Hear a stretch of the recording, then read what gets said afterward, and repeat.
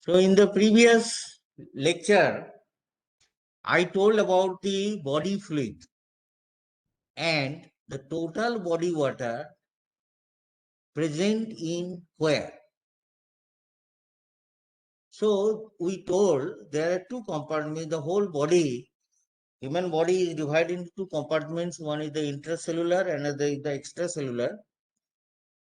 The addition of the intracellular and the extracellular is equal to the total body water. Now, what is the intracellular water? Intracellular water, it is continuous and nor a homogeneous phase. What is the homogeneous phase? That the substances are not present in equal concentration. Sum total of fluid contains of all the cells of the body. Intra means inside the cell. Body के अंदर में जितने sales है उस sales के अंदर में जितने वाटर है उसका total amount is the total body fluid and very peculiar to note it down, there is variability of the water content and ionic composition in the cytoplasm, nucleus, mitochondria and the microsomes. Why? I told you previously in the cell that some are common to all the typical human cells, but in other cells, some structures are variable. Why this variability? This variability is due to the different functions. Here we are seeing that in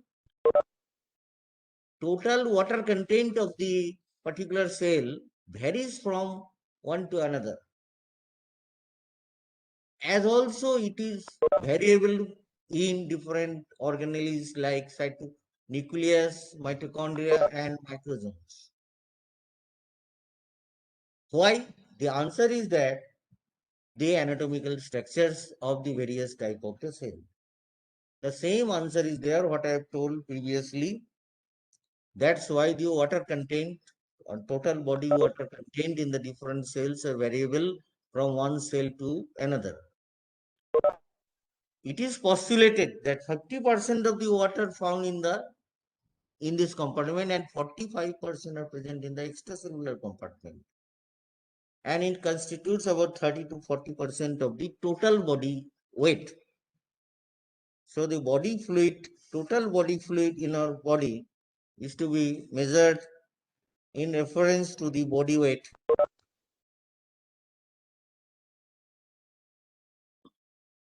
Now, how this fluid is being measured?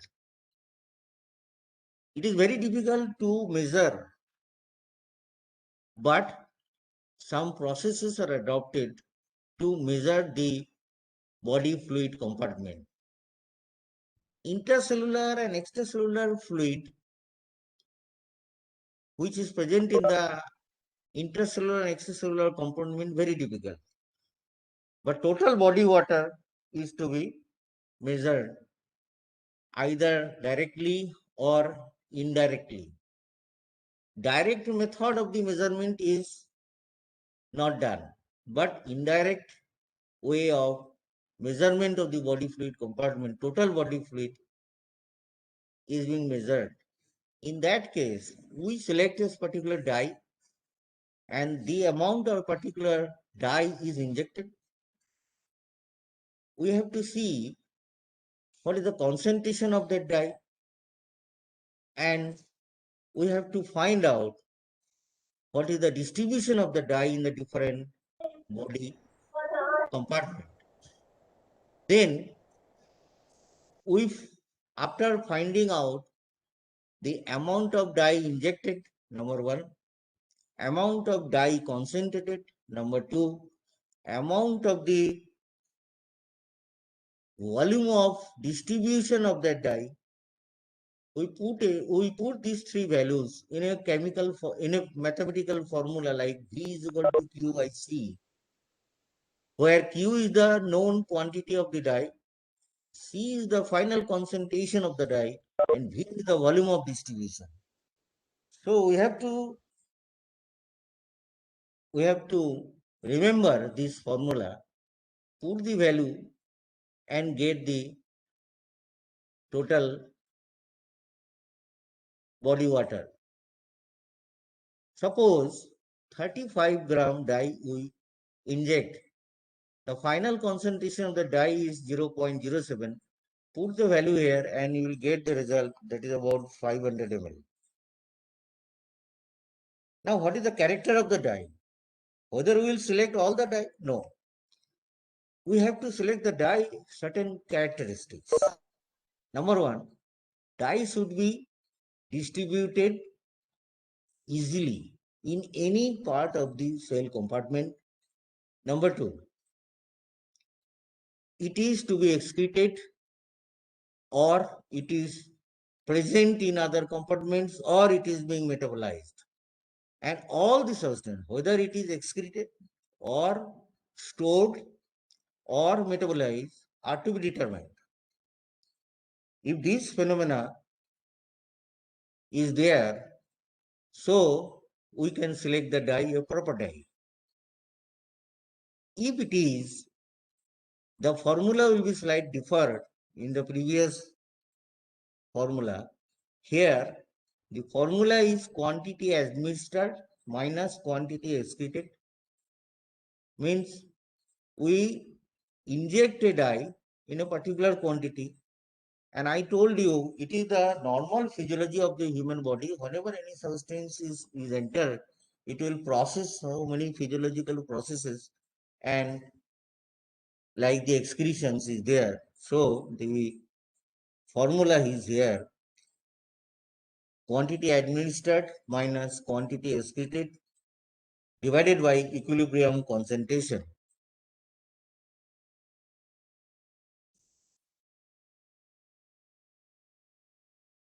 Now for that,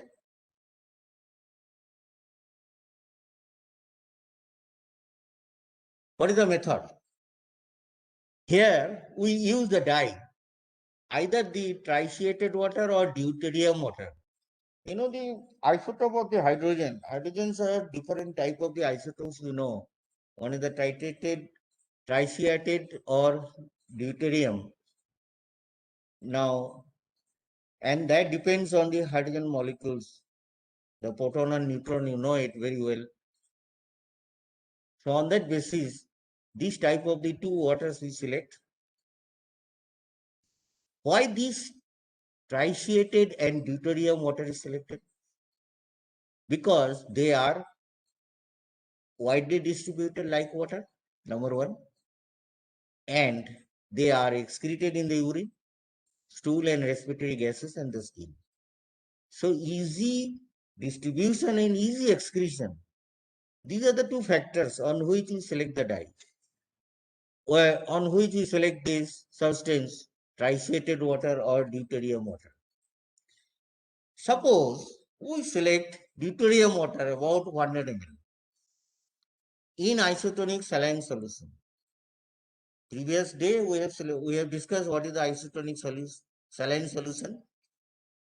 Now it is injected intravenously to a man weighing 75 kg. कोई एक आदमी को हमने select किया जिसका wait 75 kilo है, जिसके अंदर में 100 ml deuterium water isotonic saline solution में इंट्रावेनसली इंजेक्ट किया. इंजेक्ट करने के बाद क्या होगा? Will wait for 2 hours. And why? Because we know whenever any substance is injected internally, it will take time for concentration, because it will pass a long process of physiological phenomena.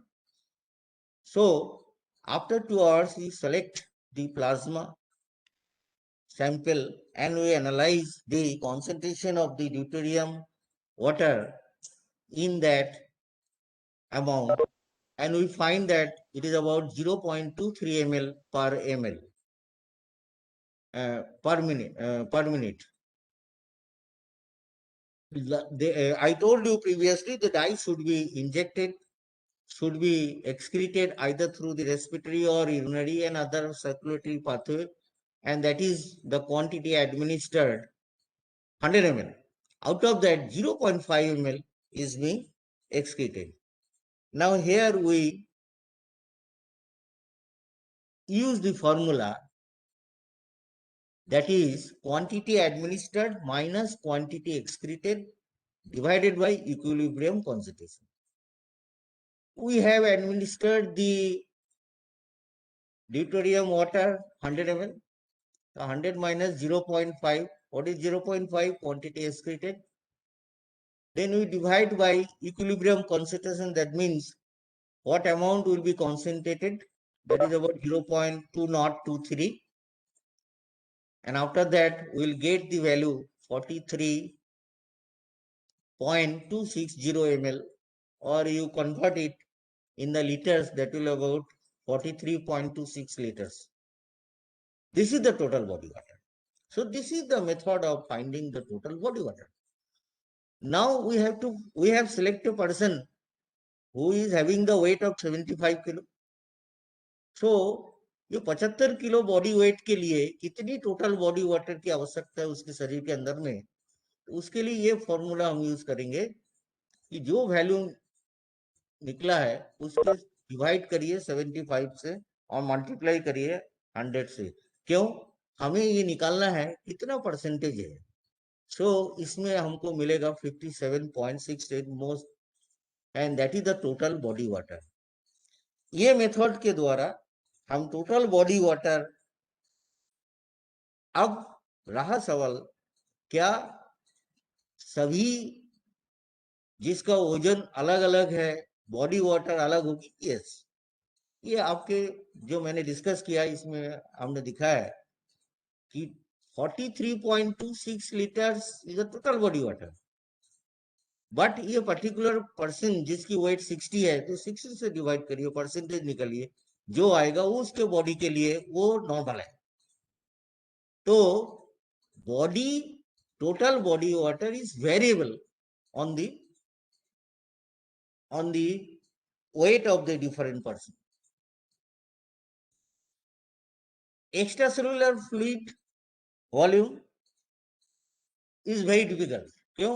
Because there is no dye we can use to find out the extracellular fluid volume. Intercellular fluid volume, it is also very difficult. There is no direct method. So roughly we can find out the using by the formula, that is intracellular compartment fluid is equal to total body water minus extracellular compartment fluid. So this way we can find out. Remember that total body water is very necessary to find out, because on this different physiological processes are there, and if it is disturbed, so the different type of the abnormal conditions will be appeared. So this is all about the total body water or body water distribution in the different organs and in different compartments as discussed in the previous lecture until today. So this for this total body water.